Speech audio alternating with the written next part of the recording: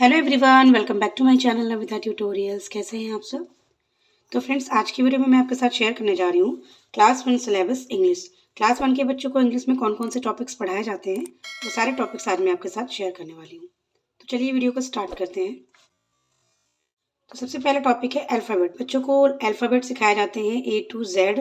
Capital and small letters के जितने भी अल्फ़ाबेट्स होते हैं वो बच्चों को सिखाए जाते हैं। बच्चों को प्रीवियस क्लासेस में ये सारे टॉपिक्स पढ़ा दिए जाते हैं, बट इनको दोबारा से रिवाइज कराया जाता है क्लास 1 में। फिर बच्चों को वोवेल एंड कॉन्सोनेंट की प्रैक्टिस कराई जाती है, जिसमें बच्चों को बताया जाते हैं कि हमारे जो अल्फ़ाबेट होते हैं उनमें से A, E, I, O, U जो हैं ये हमारे वोवेल्स होते हैं। बाकी के जितने लेटर्स बचते हैं वो हमारे कॉन्सोनेंट्स होते हैं। उसके बाद बच्चों को सिखाया जाता है नेमिंग वर्ड्स, नाउन्स। यहाँ पे बच्चों को नाउन के बारे में बताया जाता है कि नाउन किसे कहते हैं। फॉर एग्जाम्पल यहाँ पे दे रखा है names of people, places, animals and things are called naming words और नाउन्स। इन्हें नेमिंग वर्ड्स भी कहते हैं और नाउन भी कहते हैं। For example mother, pilot, bank, zoo, cat, pigeon, drum, bell, ये सारे हमारे नाउन्स होते हैं। इसके बाद बच्चों को सिखाए जाते हैं सिंगुलर एंड प्लूरल। इसमें बच्चों को बताया जाता है कि if a noun names one person, place, animal और thing, it is called a singular noun. जहाँ पे किसी एक स्थान के बारे में, एक इंसान के बारे में या किसी एक एनिमल के बारे में बात हो रही होती है, वहाँ पे हम उसे सिंगुलर नाउन कहते हैं। उसी के साथ अगर एक से ज़्यादा नाउन होते हैं, चाहे वो पर्सन हो, प्लेस हो, एनिमल हो या फिर थिंग, एक से ज़्यादा होते हैं तो वहाँ पे हम उसे प्लूरल नाउन कहते हैं। फॉर एग्जाम्पल यहाँ पे वन एंट, एक एंट है इसलिए हम इसे बोलेंगे वन एंट, लेकिन जब वो प्लूरल हो जाता है तो हम इसे बोलेंगे एंट्स, 3 एंट्स। यहाँ पे जब हमें उसे प्लूरल नाउन में चेंज करना होता है तो हम वहाँ पे एस ऐड कर देते हैं। इसी तरीके से 1 कप, 4 कप्स। फिर आता है डूइंग वर्ड्स यानी कि verbs. Action words tell what a person, animal और थिंग डज। इन वर्ड से हमें ये पता चलता है कि हमारा जो नाउन है, चाहे वो पर्सन हो, चाहे एनिमल हो या फिर थिंग हो, वो क्या कर रहा है। एक्शन वर्ड्स को हम डूइंग वर्ड्स भी कहते हैं एंड वर्ब्स भी कहते हैं। फॉर एग्जाम्पल यहाँ पे है अ लायन रोर्स। शेर क्या कर रहा है? शेर रोर कर रहा है, दहाड़ रहा है। तो जो दहाड़ना है इसे ही हम वर्ब्स कहते हैं। Mother कुक्स food. मदर क्या कर रही है? मदर कुक्स कर रही है यानी खाना बना रही है। तो जो कुक्स वर्ड है ये हमारा एक वर्ब हुआ। इस तरीके से साहिल वॉक्स, साहिल चलता है, तो चलना क्या हुआ? वर्ब्स हुआ। फिर आता है adjectives. Words that describe nouns are called describing words और एडजेक्टिव। जहाँ पे हम किसी भी नाउन की कोई भी विशेषता बता रहे होते हैं, चाहे वो कलर रिलेटेड हो, चाहे वो उसकी साइज से रिलेटेड हो, एज से रिलेटेड हो, नंबर से रिलेटेड हो, तो उसे हम डिस्क्राइबिंग वर्ड्स यानी कि एडजेक्टिव्स कहते हैं। फॉर एग्जाम्पल यहाँ पे है बलून। तो बलून का कलर कैसा है? यहाँ पे रेड। तो जो कलर होते हैं वो क्या होते हैं? एडजेक्टिव वर्ड होता है। इस तरीके से ट्री टॉल है, तो टॉल जो वर्ड है वो क्या हुआ? उसको डिस्क्राइब कर रहा है, बता रहा है कि ट्री कैसा है। तो टॉल ट्री यानी कि टॉल जो वर्ड है वो है एक डिस्क्राइबिंग वर्ड। इस तरीके से हॉट डे, डे कैसा है आज का? हॉट है, तो इसलिए हॉट वर्ड जो हुआ ये एक एडजेक्टिव हुआ। उसके बाद बच्चों को सिखाते हैं articles a, and the. We use a before the words beginning with consonants. A का यूज़ हम तब करते हैं जब कोई भी वर्ड हमारा कॉन्सोनेंट से स्टार्ट हो रहा था। यानी कि ये बेल है, तो बेल का जो फर्स्ट लेटर है वो है बी। बी एक कॉन्सोनेंट है, इसलिए कॉन्सोनेंट से पहले हमें वहाँ पे ए का यूज़ करना है। इस तरीके से फिश, एफ, एफ से स्टार्ट होती है, तो एफ जो है वो एक कॉन्सोनेंट है, इसलिए हमें इससे पहले ए का यूज़ करना है। इसी तरीके से हम एन का यूज़ करते हैं। जो भी वर्ड हमारे वॉवल से स्टार्ट होते हैं, जैसे कि ऑरेंज ओ है तो ओ वॉवेल होता है, तो ओ से स्टार्ट हुआ इसलिए हम इससे पहले एन का यूज़ करते हैं। An aeroplane, an elephant, an ice cream. इसी तरीके से we use the with things that are only one of their kind, जैसे कि the earth, the Ganga, the sun. क्योंकि ये एक है, यूनिक है, इसलिए हम इनसे पहले द का यूज़ करते हैं।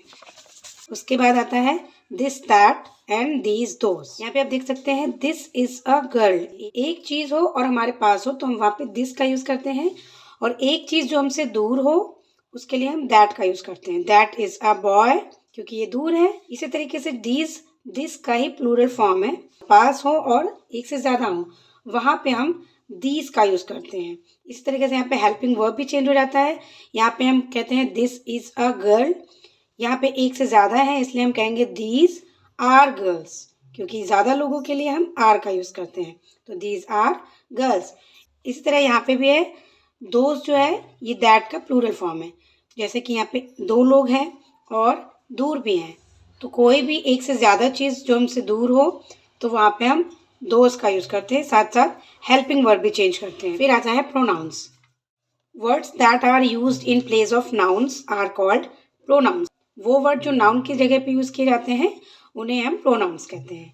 जैसे कि I, you, me, we, us, they, them, he, she, it, him, her, etcetera. ये सारे क्या हुए, हमारे प्रोनाउंस हुए। For example, Rohit had a pencil.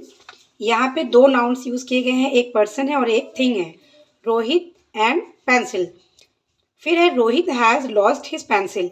यहाँ पे हमने फिर से पर्सन का और थिंग का नेम ही यूज़ किया है, रोहित एंड पेंसिल। बट हमें करना क्या है, इसकी जगह पे रोहित हैड अ पेंसिल, इसके जगह पे हम यूज़ करेंगे, इस लाइन की जगह पे ही हैज़ लॉस्ट इट।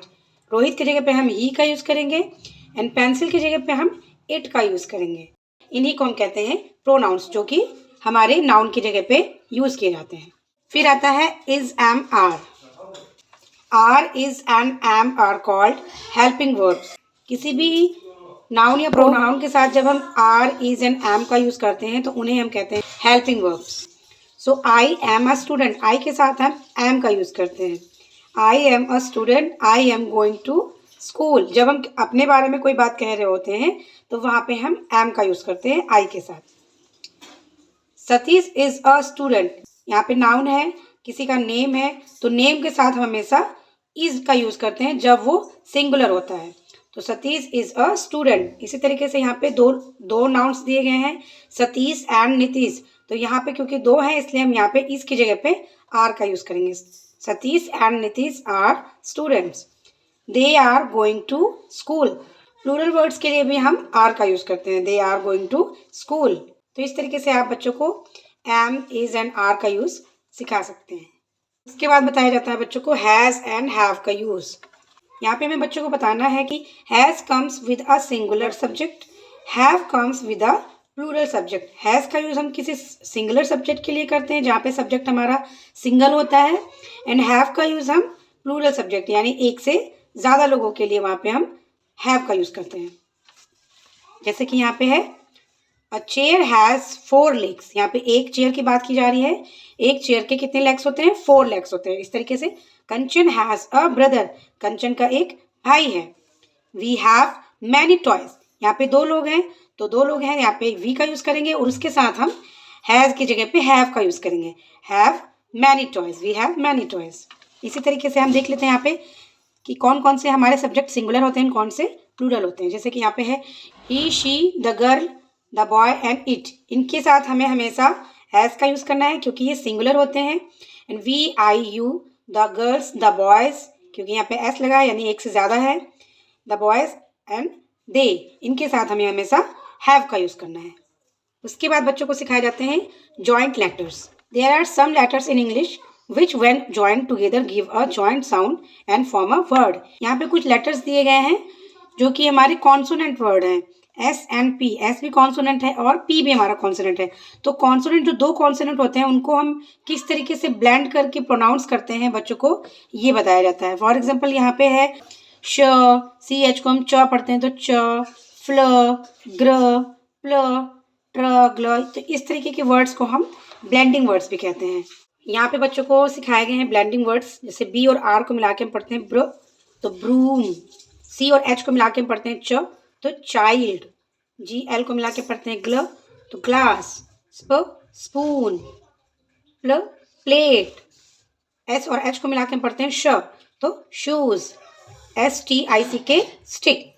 के बाद बच्चों को सिखाया जाता है prepositions. Preposition are words which tell us the position of the object. Prepositions के थ्रू हम ये जान पाते हैं कि कौन सा ऑब्जेक्ट किस पोजिशन पे है। फॉर एग्जाम्पल यहाँ पे है the mangoes are in the basket. यहाँ पे कुछ मैंगोज हैं जो कि किस में रखे हुए हैं, एक बास्केट में रखे हैं। एक ऑब्जेक्ट दूसरे ऑब्जेक्ट के अंदर है तो वहाँ पे हम इन का यूज़ करते हैं, अंदर के लिए हम हमेशा इन का यूज़ करते हैं। So the mangoes are in the basket. इस तरीके से the books are on the table. यहाँ पे जो बुक है वो टेबल के ऊपर है। जब कोई चीज़ किसी चीज़ के ऊपर रखी होती है तब वहाँ पे हम ऑन का यूज़ करते हैं। The books are on the table. इस तरीके से a chair is near the table. जो चेयर है वो टेबल के नियर यानी कि पास है, तो पास के लिए हम हमेशा नियर का यूज़ करते हैं। इसी तरीके से यहाँ पे दे रखा है a boy is sitting under the table. एक बॉय है जो कि टेबल के नीचे बैठा हुआ है, तो वहाँ पे नीचे के लिए हम अंडर का यूज़ करते हैं। The aeroplane is flying over the building. कोई भी चीज़ जब हमारे ऊपर से निकल के जाती है तो वहाँ पे हम ओवर का यूज़ करते हैं। The aeroplane is flying over the building. The girl is standing behind the tree. जो गर्ल है वो पेड़ के पीछे खड़ी हुई है, इसलिए पीछे के लिए हम यूज़ करते हैं बिहाइंड। फिर आता है conjunctions. The words that join two sentences are known as joining words. They are also called conjunction. For example, my mother makes tasty food, my mother makes tasty snacks, my mother makes tasty food and snacks. तो इन्हें हम joint करेंगे तो लिखेंगे my mother makes tasty food and snacks. जो हमारे दो sentence हैं उन्हें हम एक सेंटेंस में ही कंप्लीट कर देंगे। कि यहाँ पे वर्ड एंड, बट, ये सारे हमारे कंजक्शन वर्ड हैं इसके। फिर आता है क्वेश्चन वर्ड्स। फॉर एग्जाम्पल, यहाँ पे हम बच्चों को क्वेश्चन वर्ड व्हाट का यूज़ करना सिखा रहे हैं। What are those are birds. तो व्हाट का यूज़ हम तब करते हैं जब हम किसी चीज़ के बारे में पूछ रहे होते हैं कि वो क्या है। सो व्हाट आर दोज, वो क्या है, दोज आर बर्ड्स। इसको आंसर हम कैसे करेंगे, दोज आर बर्ड्स। तो इस तरीके के कॉन्वर्सेशन बच्चों को सिखाए जाते हैं। उसके बाद हम बच्चों को हु का यूज़ करना सिखाते हैं। Who is used for asking question. Who का यूज़ भी हम क्वेश्चन को पूछने में ही करते हैं, किसी भी क्वेश्चन को पूछने के लिए। Who is on the bicycle. Bicycle पर कौन है। बच्चे को इसका आंसर कैसे करना है, Shekhar is on the bicycle. यहाँ पे वेयर का यूज़ किया गया है। Where is the rabbit. Where का यूज़ हम सिर्फ किसी प्लेस के लिए करते हैं, जहाँ पे हम किसी प्लेस के बारे में बात कर रहे होते हैं, किसी जगह के बारे में बात कर रहे होते हैं। So where is the rabbit. Rabbit कहाँ है, the rabbit is on the chair. Rabbit chair पे है। उसके बाद हम बच्चों को व्हेन का यूज़ सिखाते हैं। When is used for asking question about time. When का यूज़ हम जब कहीं किसी टाइम के बारे में कुछ बात कर रहे होते हैं वहाँ पे हम व्हेन का यूज़ करते हैं। When do you wake up. तुम कब उठते हो। सो आई वेक अप एट 6 o'clock। के बाद बच्चों को कुछ अपोजिट वर्ड सिखाए जाते हैं, जैसे कि big, small, tall, short, far, near, up, down, इस तरीके के। फिर आता है last rhyming words. Rhyming words are words that have the same ending sounds. Rhyming words वो वर्ड्स होते हैं जो लास्ट में सुनने में सेम लगते हैं। For example, tap, cap. तो यहाँ पे भी ऐप है और यहाँ पे भी ऐप है, तो इन्हें ही हम कहते हैं rhyming words. Tap, cap, den, pen. और यहाँ पे डेन और पेन ये दोनों सेम साउंड कर रहे हैं, तो इस तरीके से इन्हें हम कहेंगे राइमिंग वर्ड्स। सो अभी तक जितने भी टॉपिक्स मैंने आपके साथ शेयर किए थे वो सारे इंग्लिश ग्रामर रिलेटेड टॉपिक्स थे, बट इनके साथ साथ बच्चों को कुछ थ्योरी रिलेटेड भी चीज़ें कराई जाती हैं। बच्चे जब चैप्टर्स को पढ़ते हैं तो उसके साथ साथ बच्चे और भी बहुत कुछ सीखते हैं। जैसे कि बच्चे जब चैप्टर रीड करते हैं तो वहाँ पे बच्चों को कुछ हार्ड वर्ड्स मिलते हैं, तो बच्चे उनको रीड करना सीखते हैं। कुछ वर्ड मीनिंग्स होती है जो बच्चों को सिखाई जाती हैं, एंड बच्चे उसके साथ साथ उसके true false, filling the blanks, rhyming words, recitation यानी कि कुछ पोएम्स होती हैं उनकी बुक में इंक्लूडेड होती हैं, उन्हें भी बच्चे सीखते हैं। इसके साथ साथ बच्चे क्वेश्चन आंसर्स भी सीखते हैं। सो फ्रेंड्स, ये थी आज की video related to class 1 syllabus English.